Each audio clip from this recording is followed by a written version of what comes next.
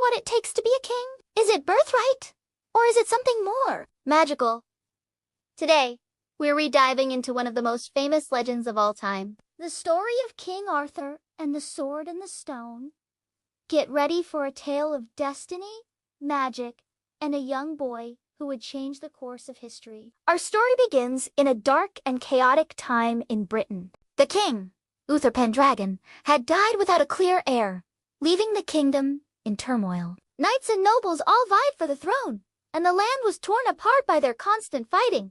It seemed like there was no hope for peace. But the wise and powerful magician, Merlin, had a plan. On Christmas morning, in the churchyard of London's greatest cathedral, a miracle appeared. A huge stone block materialized out of thin air, and embedded deep within it was a magnificent sword. Inscribed on the stone in gleaming gold letters were these words: "Whoso pulleth out this sword of this stone is rightwise king, born of all England." News of the mysterious sword spread like wildfire. Knights from every corner of the realm flocked to London, each one eager to prove their might and claim the crown. One by one, they tried. The strongest, the most famous, the most noble of them all put their hands on the hilt and pulled with all their strength. But the sword wouldn't budge, not even a fraction of an inch. It seemed no man was worthy. The kingdom remained without a king, and the sword and the stone became a famous but unsolved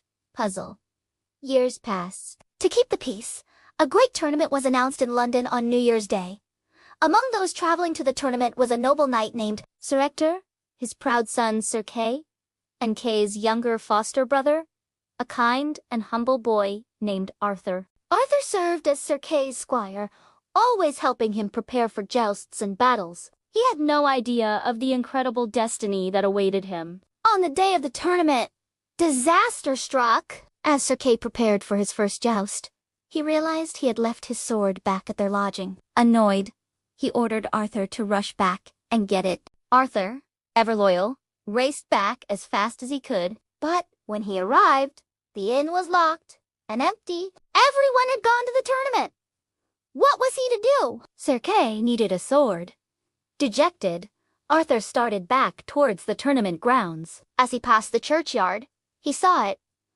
The legendary sword, sitting there in its stone, completely unguarded. Arthur, being young and innocent, had never heard the full story of the sword. He just saw a perfectly good sword that his brother desperately needed. He thought to himself, "It's a shame for such a fine sword to be stuck in a stone. I'll borrow it for Kay."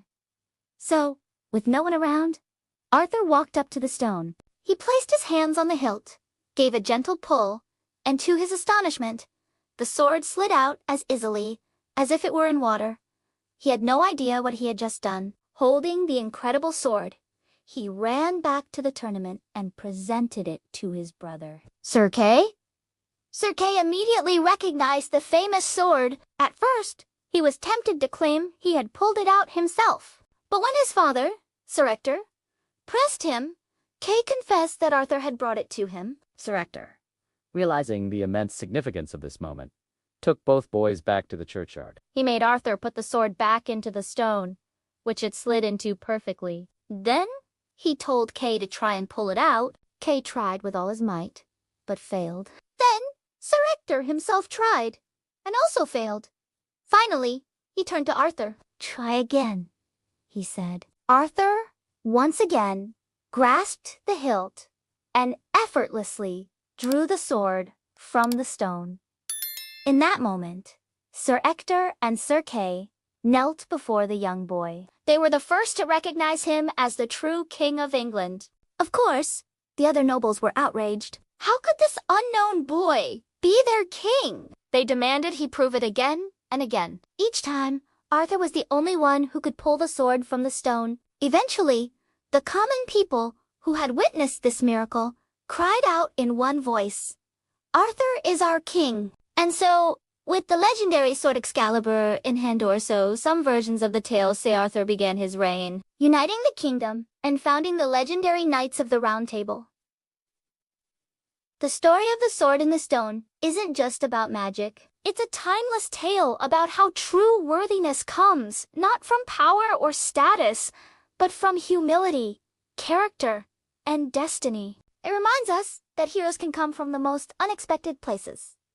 What's your favorite part of Arthurian legend? Let me know in the comments below. And if you enjoyed this journey into myth and history, don't forget to like this video and subscribe for more legendary stories. Thanks for watching.